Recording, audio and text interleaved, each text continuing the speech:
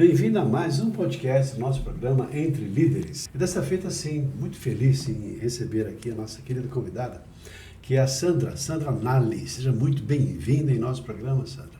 Prazer em receber você. Muito agradecida por você aceitar tão gentilmente o nosso convite. Sou eu que agradeço. Obrigada pelo convite, gente. É um prazer poder estar aqui com vocês. Sandra Nali, ela é empreendedora e fundadora da Escola do Mecânico, que é uma instituição de capacitação profissional fundada em 2011, com o propósito de oferecer formação técnica e inserção no mercado de trabalho para o segmento automotivo.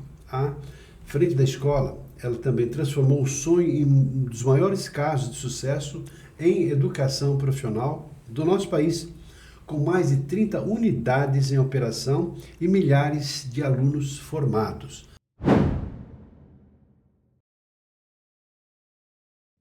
Criação da escola. Porque é uma questão assim, você entrou como mecânica, mas aí começou talvez a ensinar, começou a perceber que o que faltava. Quando a gente busca uma oportunidade, obviamente em função de uma carência, em função de uma possibilidade, como é que você enxergou então essa possibilidade de você, do seu trabalho como mecânica, transformar isso num negócio? Ou seja, preparando pessoas para que fossem mecânicas em funilaria, pintura e também em outros serviços até do processo automotivo. Como é que foi essa transição? Bom, essa história eu gosto de contar porque eu comecei a fazer um trabalho social antes de tudo. Então, eu me tornei mecânica trabalhando seletista numa empresa que eu passei um período longo de tempo e aprendi muito por lá. Essa empresa me ajudou muito e aí eu queria, de alguma forma, devolver para a sociedade o que eles haviam feito por mim. Foi quando eu comecei a fazer um trabalho dentro da Fundação Casa. A princípio, o conteúdo não era sobre mecânica, era um conteúdo motivacional para os meninos ali internos, mas um dia deu um clique na minha cabeça, assim, pô, e se eu trouxer um pouco de mecânica para esses jovens, eu imagino que eu consigo conectar melhor. E foi assim que eu fiz, comecei a levar um pouco de conteúdo de mecânica e, para minha surpresa, eu percebi que os meninos conectavam mais, de fato. E aí, rapidamente, nós tiramos o projeto de dentro da Fundação Casa, mandamos grafitar numa salinha no centro de Campinas, Escola do Mecânico, grafitado mesmo. Eu paguei uma caixinha de escola para um amigo grafitar, porque eu não tinha recurso financeiro na época. E aí começaram a aparecer pessoas que queriam comprar o curso. Eu falei, opa, uau, isso pode ser um negócio. E aí eu fui para o Sebrae, fiz o meu primeiro plano de negócio, ainda com muito medo, porque eu estava super bem empregada, né? Já estava numa posição interessante na companhia.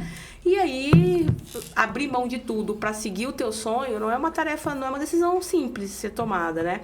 Mas quando eu comecei a perceber os números e o quanto o nosso mercado da reparação ele é escasso no quesito mão de obra, faltam-se mecânicos qualificados, né? E aí a complexidade dos carros, a tecnologia, ano a ano, a gente fala da tecnologia dos carros que ano a ano ela vem numa velocidade de um Fórmula 1. Muita coisa eletrônica, muita inteligência artificial, muito, né, cara? Processo. Hoje já falamos dos híbridos e elétricos que rodam aí, né?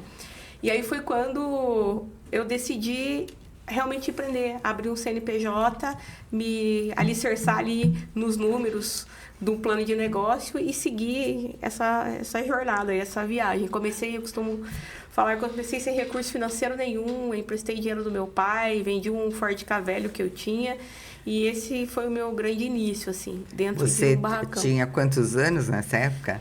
Eu tinha 31 anos, tinha 30 anos. Bem jovem. Na faixa dos 30, jovem, ainda jovem.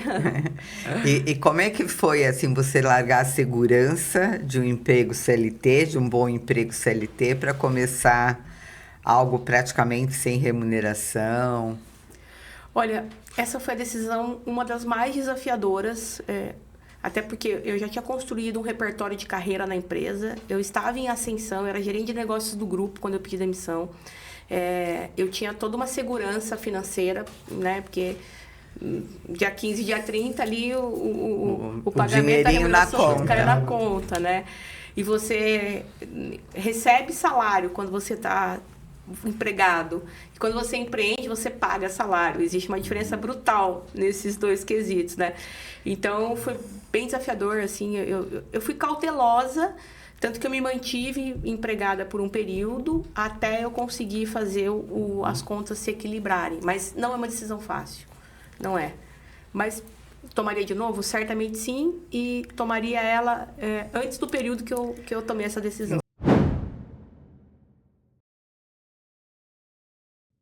Hoje em dia, os jovens não querem ser empregado, né? A grande maioria quer empreender. O que conselho ou que orientação você daria para um jovem hoje que quer empreender e ser bem-sucedido no seu negócio? Eu vou dar 2 conselhos. O primeiro, que empreender não é para todo mundo. Não. É necessária essa clareza. Que ao mesmo tempo tem muita gente que quer, mas também tem muita gente que não suporta a jornada. Esse é o primeiro ponto. Então, é necessário fazer uma avaliação.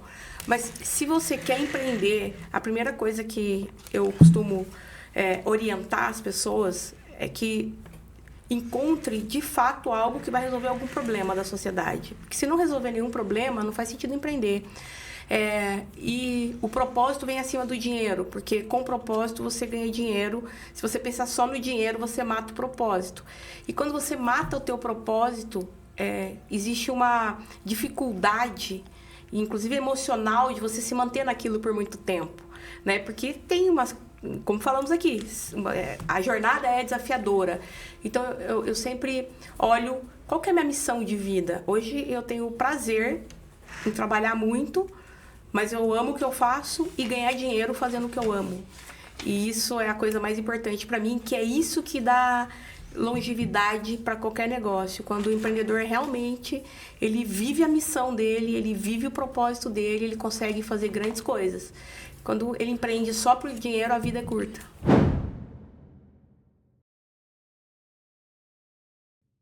Verdade. E tem uma trilogia que fala assim, Sandra, que é a primeira coisa ser quem você é na sua essência em relação ao seu propósito, depois fazer tudo que você faz em função do propósito, e o ter passa a ser uma consequência. Exato. Então eu quero também chamar a atenção para uma coisa que eu fiquei encantado quando conversávamos um pouco antes, você falou sobre os números, a quantidade de pessoas impactadas, a quantidade de mulheres nesse projeto, porque você, acima de tudo, é uma referência em empreendedorismo feminino.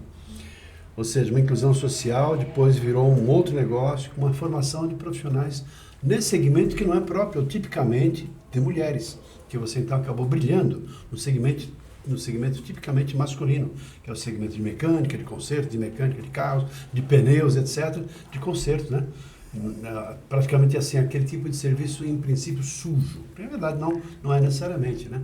Mas assim, de uma mão de obra, talvez assim, a necessidade também de força física para mexer com carro, mexer com peças, ou seja, como outras atividades são mais tipicamente femininas, mas você chegou nesse segmento e pôs os homens para trás e de repente mostrou a que veio, que é fazer um bom empreendimento. Gostaria que você falasse um pouquinho sobre os números de pessoas impactadas, de pessoas treinadas, de pessoas com uma certa vulnerabilidade que acabaram encontrando uma solução, uma saída, uma referência na sua própria vida. Bom, hoje nós chegamos à marca aí de 50 unidades da Escola do Mecânico, né? Todas elas voltadas com capacitação prática, diretamente mão na massa, mão na graxa, como a gente chama. A gente já formou mais de 120 mil alunos. 120 mil alunos no total. E quantos anos de atuação? Olha, nós estamos chegando aí a 14 anos, né, de atuação. A gente começou a escalar o negócio em 2016, então até 2016 era uma única escola. De 2016 em diante, nós começamos a abrir novos negócios, né?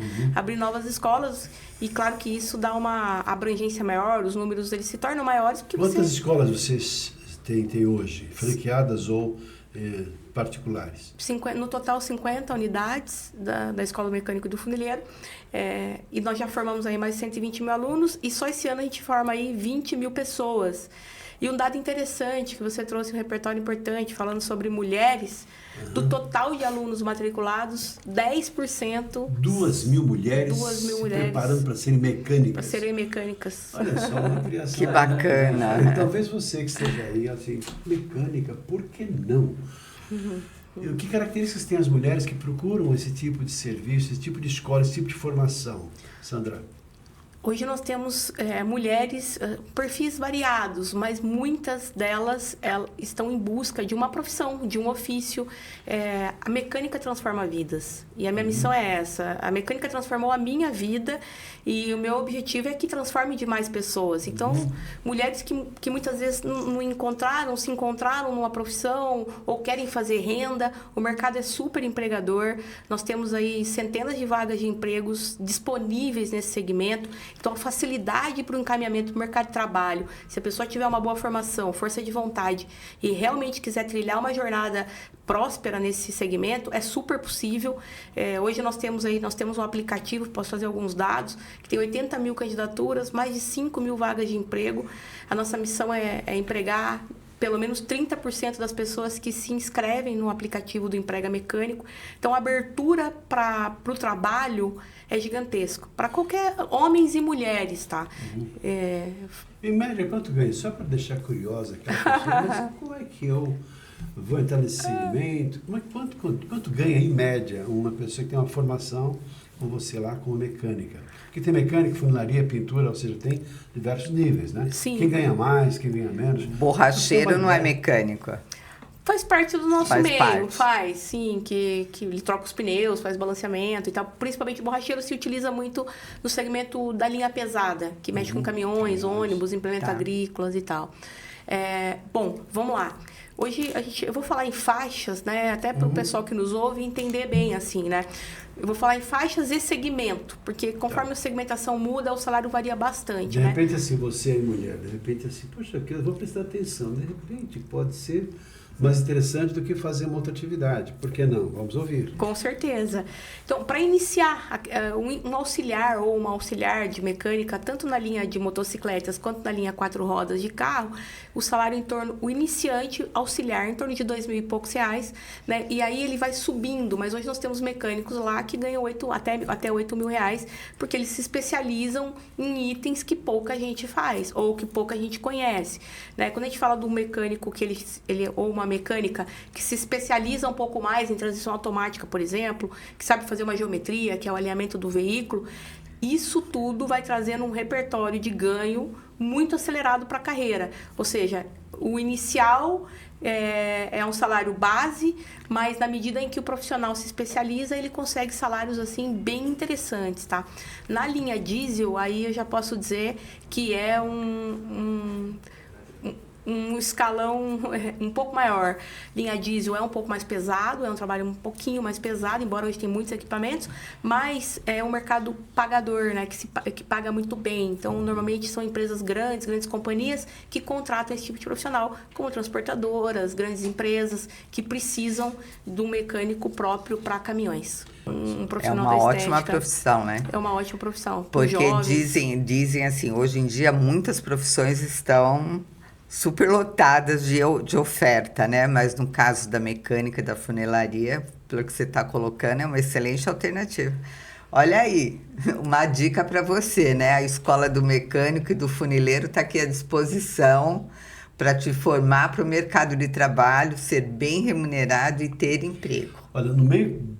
A gente vive num mundo tumultuado, muitas pessoas perdendo emprego. Meu Deus do céu, e agora o mundo mudou, não sei o quê. Empresas que demitem tantas... Olha aí, uma alternativa, por que não?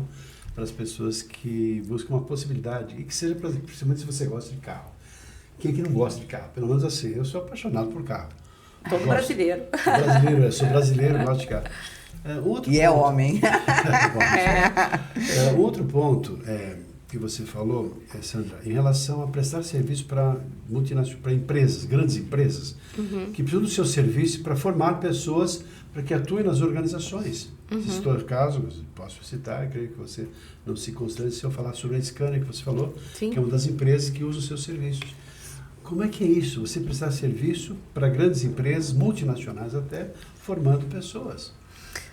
Bom, como hoje existe uma escassez de mão de obra, as empresas optam por investir na capacitação de novos colaboradores e também reciclar aqueles que já existem, né? Já trabalham na companhia há algum tempo. Hoje, a gente faz uma imersão nessas companhias, entende a cultura. A gente tem se falado muito sobre cultura, sim, né? No Brasil como um todo, nas organizações. Mas a gente faz uma imersão, entende qual é a cultura daquela companhia e coloca dentro de um treinamento técnico também uma pitada de cultura, porque a gente entende que esse processo é o que vai trazer eficiência na ponta para esses profissionais que executam, né? No caso da Scania, o reparo nos caminhões da marca Scania. E a gente tem feito isso com grandes companhias brasileiras. Isso também fomenta emprego, porque a companhia contrata, muitas vezes, um profissional que não tem o conhecimento apropriado na área e contrata a escola do mecânico para fazer a capacitação desse profissional. Isso acelera bastante a jornada, a trilha de carreira desse jovem. Tem alguma possibilidade de você falar algumas dessas empresas que contratam os seus serviços? Claro. Até para apoiá-las e parabenizá-las pelo fato de fazer esse trabalho. Claro. Com vocês? Posso falar as empresas que nós temos. Vou citar algumas, não sei se eu me lembro de todas, mas Scania, Porto Seguro, Continental é um parceiro importante para a escola do mecânico. Nós temos também, prestamos serviços para a JSL e também de capacitação para mulheres no segmento da mecânica automotiva e mecânica de empilhadeiras. Então, a gente tem aí uma série de clientes que têm nos buscado para poder capacitar o teu time. Porque, além de ser novidade, é um trabalho que tem um lado social, tem um lado assim, parece que assim, um circuito completo, né? Se a gente fala em ESG, tem a ver com ambiente, tem a ver com pessoas, tem a ver com valores, governança, tem a ver com educação, educação em especial.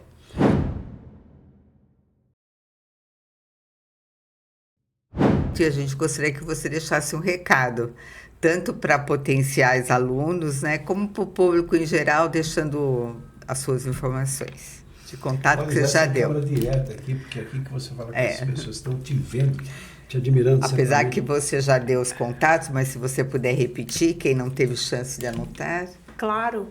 Bom, o recado é que se você está em busca de uma profissão, eu tenho certeza que a Escola do Mecânico e do Funileiro é o lugar certo para você. Você que quer fazer renda, quer mudar de vida, quer causar uma transformação na sua família e na tua jornada profissional.